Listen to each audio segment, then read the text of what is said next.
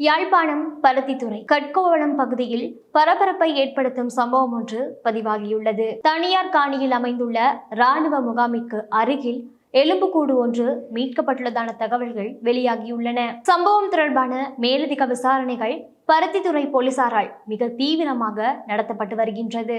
இது தொடர்பாக பல்வேறு குழப்பங்களும் சந்தேகங்களும் எழுந்துள்ளன. இதேவேளை யாழ்ப்பாணம் செம்மணியில் சித்துப்பாத்தி இந்து மயானத்தில் தொடர்ச்சியாக முன்னெடுக்கப்பட்டு வரும் மனித புதைக்குழி அகழ்வு பணிகள் தற்போது தீவிரமாக உள்ளது. அங்கு இதுவரை முழுமையாக 19 எலும்புக்கூடுகள் மீட்கப்பட்டுள்ளன.